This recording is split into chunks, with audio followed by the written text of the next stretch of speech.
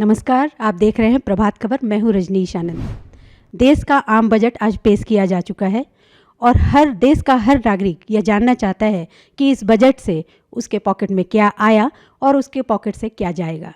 तो आज हमारे साथ हैं कुछ एक्सपर्ट जो हमें बताएंगे इस बजट में आम लोगों के लिए क्या खास है और उन पर इस बजट का क्या प्रभाव पड़ने वाला है। बजट के बारे में जानने के लिए हमारे साथ हैं एक्सपर्ट जो पेशे से चार्टर्ड अकाउंटेंट हैं। तो हम स्वागत करते हैं अपने एक्सपर्ट्स का। हमारे साथ हैं दीपक गड़ोदिया जी, रंजीत गड़ोदिया जी और आशीष खोवाल जी। दीपक जी, हम आपसे ये जानना चाहते हैं कि आज टैक्स स्लैब को बढ़ाकर 7 लाख कर दिया गया है, तो इस वर्ग में कौन कौन से लोग आएंगे और ओल्ड टैक्स रिजीम चुनने वाले क्या इस टैक्स स्लैब के अंतर्गत आएंगे या नहीं आएंगे? बजट से ये भ्रांति ज़रूर फैल गई है कि टैक्स स्लैब 7 लाख तक छूट दे दी गई है, बट ओल्ड टैक्स रिजीम आज भी वही है। ओल्ड टैक्स रिजीम में कोई चेंज नहीं किया गया है। सरकार अब कोशिश कर रही है कि नए टैक्स रिजीम की तरफ हम लोग मूव करें सब कोई, इसीलिए अब नया टैक्स रिजीम बाय डिफ़ॉल्ट कर दिया गया है। अब अगर किसी को चुनना है कि वो ओल्ड टैक्स में जाना चाहता है तो वो जाएगा, अदरवाइज सब के लिए अब न्यू टैक्स रिजीम कंपलसरी एक तरह से कर दिया गया है। अगर वो नहीं ऑप्ट करता है तो 7 लाख का छूट सिर्फ नए टैक्स रिजीम में है। मतलब 7 लाख तक अगर आप कमाते हैं तो आपको कोई टैक्स नहीं लगता, ये सिर्फ नए टैक्स रिजीम में है। पुराने टैक्स रिजीम में अभी भी 5 लाख का ही है, अगर मैं डिडक्शन और सारी चीज़ों को अलग रखूँ तो, क्योंकि नए टैक्स रिजीम में कोई डिडक्शन नहीं है। पुराने टैक्स रिजीम में आप जो प्रीमियम देते हैं LIC का, PPF में डिपॉजिट करते हैं, मेडिकल देते हैं, वो सब आपके पुराने टैक्स रिजीम में ही है। नए टैक्स रिजीम में वो नहीं है। तो अगर मैं इस तरह समझूँ तो 5 लाख तक अगर आप कमा रहे हैं, आप कोई इन्वेस्टमेंट नहीं करते हैं, आप 5 लाख तक कमा रहे हैं तो आपको पुराने टैक्स रिजीम में कोई टैक्स नहीं लगता है। 7 लाख तक कमा रहे हैं तो आपको नए टैक्स रिजीम में कोई टैक्स नहीं लगता है। और आपका दूसरा सवाल कि कौन लोग जाएंगे, तो अब अगर किसी का 7 लाख तक के आसपास का इनकम है और वो इन्वेस्टमेंट नहीं करना चाहता है तो उनके लिए बेनिफिशियल है कि वो नए टैक्स रिजीम में चल जाए।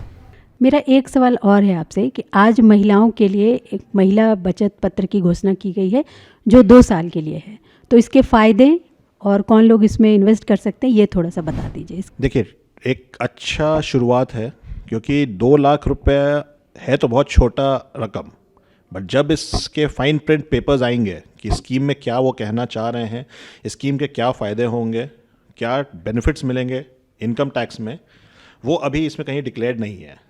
अभी सिर्फ एक स्कीम की घोषणा की गई है जिसमें आपको 7.5% का ब्याज मिलेगा, जो कि एक FD रेट से ज़्यादा है आज के दिन में। और चूंकि ये सरकारी स्कीम है तो एक सुरक्षित फंड है जो महिलाओं का, सरकार का एक कैलकुलेशन है कि हर गृहिणी वर्ष में 2 से 3 लाख रुपए अपनी बचत कर लेती है, एक मध्यम वर्ग की गृहिणी। इसीलिए सरकार का कहना है कि भाई ठीक है, हम एक गृहिणियों के लिए एक ऐसा स्कीम लाते हैं जो कि उनका बचत को सुरक्षित रखते हुए उन्हें उस पर ब्याज दे।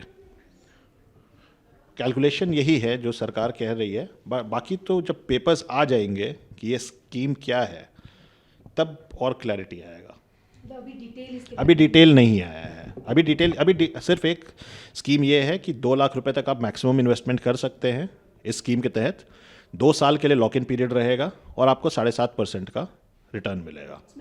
उसमें बीच में निकालने का है प्रावधान, बट वो भी अब वो पेपर आएगा उसी में पता चलेगा कि आप कितना % निकाल सकते हैं, पूरा निकाल सकते हैं कि नहीं निकाल सकते हैं। बजट स्पीच में इसके बारे में या बजट में डिटेल नहीं लिखा है इसके बारे में। रंजीत जी, मैं आपसे ये जानना चाह रही हूँ कि न्यू टैक्स रिजीम क्या है और इस बजट में इसके बारे में क्या बताया वित्त मंत्री ने, और आम लोग इसे कैसे समझ सकते हैं, मतलब आम लोगों की जानकारी के लिए थोड़ा सा बता दीजिए। देखिए, न्यू टैक्स रिजीम और ओल्ड टैक्स रिजीम जो है, टैक्स स्ट्रक्चर के 2 तरीके हैं। 3-4 साल पहले जो बजट आया था उसमें पहले क्या सिस्टम था कि एक तरह का टैक्स सिस्टम था जिसमें कि 2.5 लाख रुपये तक की छूट थी। 2.5 से 5 लाख रुपये तक का एक इनकम टैक्स लगता था। उसके ऊपर में एक रेट था 10 लाख तक और उसके ऊपर में 30% का रेट था। उसके बाद 3 साल पहले जो बजट आया उसमें सरकार ने एक न्यू टैक्स रिजीम इंट्रोड्यूस किया जिसमें कि कोई भी डिडक्शन आपको नहीं मिलेगा। ATC में जो डिडक्शंस मिलते हैं वो नहीं मिलेंगे आपको। हाउसिंग रेंट, हाउस के लोन के लिए जो इंटरेस्ट लेते हैं वो डिडक्शंस नहीं मिलेंगे। सैलरी में जो स्टैंडर्ड डिडक्शन मिलता है वो नहीं मिलेगा। मतलब जो लोग स्टैंडर्ड डिडक्शन वगैरह नहीं लेते हैं उनके लिए एक नया रिजीम लाया गया कि भाई आप इस रिजीम में आओ तो इसमें आप क्या टैक्स लगेगा। बहुत लोग ऐसे हैं जो कि सेविंग नहीं कर पाते इनकम होने के बावजूद, उनके अपने खर्चे ज़्यादा हैं या किसी भी अन्य कारण से, तो उनके लिए एक न्यू टैक्स रिजीम लाया। बट इस बार जो बजट आया उसमें हमारी वित्त मंत्री जी ने क्लियर कर दिया कि अब हम लोग न्यू टैक्स रिजीम की ओर बढ़ रहे हैं और ओल्ड टैक्स रिजीम को धीरे धीरे ख़त्म कर दिया जाएगा, ऐसा उन्होंने क्लियर इंडिकेट किया है। तो न्यू टैक्स रिजीम अब आ रहा है, तो न्यू टैक्स रिजीम में अब उन्होंने इस बार बजट में आप देखोगे प्रावधान जो भी बेनिफिट्स दिए गए हैं या जो भी चेंजेस लाए गए हैं वो केवल न्यू टैक्स रिजीम के लिए है। जैसे कि सबसे पहला आप पढ़ो देखोगे 7 लाख तक का एग्जम्पशन कर दिया है कि 7 लाख तक इनकम जो भी लोग अर्न करते हैं उनको कोई भी बेनिफिट उसमें मतलब पूरा छूट मिलेगा इनकम में, जबकि ओल्ड रिजीम वालों को कोई भी छूट उसमें नहीं मिल रहा है। उनके लिए जो स्लैब है छूट का वो 5 लाख रुपया ही रखा गया है। इसके अलावा आप देखोगे अपर टैक्स स्लैब है, जो हाईएस्ट टैक्स स्लैब है 5 करोड़ से ऊपर वाले, उनको अभी लगता था 42.7% का जो टैक्स लगता था उसको घटाकर 39% कर दिया गया है। जो सरचार्ज था मैक्सिमम 37%, उसको 25% कर दिया गया है। तो ये भी केवल न्यू टैक्स रिजीम वालों के लिए है, ओल्ड टैक्स रिजीम वालों के लिए नहीं है ये बेनिफिट। तो सरकार एकदम क्लियर इंडिकेट कर रही है कि अब न्यू टैक्स रिजीम की ओर हम लोग बढ़ रहे हैं और आने वाले 2-3 वर्षों में जो है सारे डिडक्शंस और जो कॉम्प्लिकेटेड कैलकुलेशंस हैं उसको ख़त्म करके एकदम सिंपल कर दिया जाएगा कि ये आपके टैक्स स्लैब होंगे और इसके ऊपर टैक्स देना है। टैक्स स्लैब भी जो न्यू टैक्स रिजीम में पहले 7 टैक्स स्लैब थे, अब उसको घटाकर 5 टैक्स स्लैब किया गया है। तो एक से क्लियर इंडिकेशन कि हम लोग न्यू टैक्स रिजीम की ओर बढ़ रहे हैं और 2-3 सालों में न्यू टैक्स रिजीम में हम लोग चले जाएंगे, ओल्ड टैक्स को ख़त्म कर दिया जाएगा। अब ये पूरा का पूरा डिपेंड करता है उनके सेविंग्स के ऊपर में और उनके क्या क्या लोन्स वगैरह, हाउसिंग लोन वगैरह है कि नहीं, वो पूरा कैलकुलेशन लेना पड़ेगा हम लोगों को और उनका क्या इनकम है। उसके बाद कैलकुलेट करने के बाद हम लोगों को डिफरेंस निकालना पड़ेगा कि किस में उनको बेनिफिट हो रहा है। वो जब तक हम लोग नहीं देखेंगे ये कहना बड़ा मुश्किल है कि किस में बेनिफिट होगा। आशीष जी, जब से नए टैक्स स्लैब की घोषणा हुई है तो नौकरी पेशा लोगों में ये असमंजस है कि वो न्यू टैक्स रिजीम में जाएं या ओल्ड टैक्स रिजीम में, तो ये थोड़ा सा आप एक्सप्लेन कर दीजिए कि उनके लिए बेहतर कौन सा होगा। देखिए, जब से ये 2 साल पहले ये सरकार ने लाया था नया टैक्स रिजीम, तभी से जो नौकरी पेशा लोग हैं और आम लोग भी हैं उनके मन में ये दुविधा रहती है कि वो नए में जाएं या पुराने में जाएं। इसका सबसे अच्छा समझने का उपाय है कि अगर वो इन्वेस्टमेंट्स करते हैं, उन्होंने सेविंग कर रखा है, 80C का डिडक्शंस लेते हैं, स्टैंडर्ड डिडक्शन लेते हैं, तब फिर तो पुराना टैक्स रिजीम ही उनके लिए बेनिफिशियल रहेगा। अगर उन्होंने हाउसिंग लोन ले रखा है तब तो डेफिनेटली पुराना टैक्स रिजीम में उन्हें कम टैक्स देना पड़ेगा। लेकिन अगर उन्होंने हाउसिंग लोन नहीं लिया है और सिर्फ 80C का डिडक्शन लेते हैं तब नया टैक्स रिजीम ज़्यादा बेनिफिशियल हो जाता है।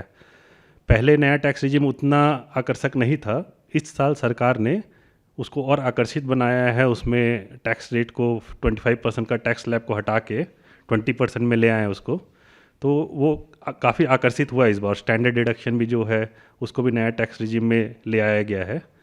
लेकिन इसमें मूल वही है कि अगर आप हाउसिंग लोन ले रखे हैं और 2 लाख का एग्जम्पशन वहाँ लेते हैं और 80C वगैरह का डिडक्शन लेते हैं तो अभी भी पुराना टैक्स रिजीम ही ज़्यादा बेनिफिशियल है सैलरीड क्लास के लिए। मतलब टैक्स स्लैब को लेकर के अभी भी बहुत कुछ कैलकुलेशन पर डिपेंड करेगा। हाँ बिल्कुल, कैलकुलेशन पे तो करेगा ही डिपेंड, और अगर हाउसिंग लोन लिया हुआ है तब तो फिर पुराना टैक्स स्लैब ही ज़्यादा बेनिफिशियल है उनके लिए। आशीष जी, बजट में अर्न लीव को लेकर के जो अनाउंसमेंट हुआ है उसके लिए थोड़ा सा आप उसके बारे में डिटेल बता दें कि किन के लिए है और क्या प्रावधान किए गए हैं बजट में। ये एक बहुत अच्छा चीज़ इस बार बजट में सरकार ने किया है कि उन्होंने जो नॉन गवर्नमेंट एम्प्लॉयज़ थे उनका अर्न लीव का लिमिट पहले 3 लाख रुपए था, 3 लाख तक की उनको छूट मिलता था, उसको बढ़ा के उन्होंने 25 लाख तक कर दिया है। तो जो भी नॉन गवर्नमेंट एम्प्लॉयज़ हैं उनको 25 लाख तक का अर्न लीव पे कोई टैक्स नहीं देना पड़ेगा। गवर्नमेंट एम्प्लॉयज़ के लिए तो पहले भी ये छूट था, जितना भी उनको मिलता था अर्न लीव वो टोटल एग्जेम्प्ट ही रहता था। नॉन गवर्नमेंट के लिए हमेशा ये परेशानी रहती थी कि 3 लाख के ऊपर उन्हें टैक्स देना पड़ता था, लेकिन ये लिमिट काफ़ी बढ़ा के 25 लाख तक कर दिया गया है, जिससे मतलब काफ़ी नॉन गवर्नमेंट एम्प्लॉयज़ को फ़ायदा होगा। इसमें डेज़ का भी कुछ आया है अलग से अनाउंसमेंट? नहीं, डेज़ का नहीं, लिमिट ही सिर्फ उन्होंने बढ़ा के 3 लाख से 25 लाख कर दिया है। टैक्स स्लैब को लेकर के हमारे एक्सपर्ट ने सलाह दी हमें, अगर आप भी टैक्स स्लैब को लेकर असमंजस में हैं तो एक्सपर्ट की राय लें और अपने लिए बेहतर स्लैब चुनें। प्रभातखबर.com, विश्वास वही, रफ्तार नहीं।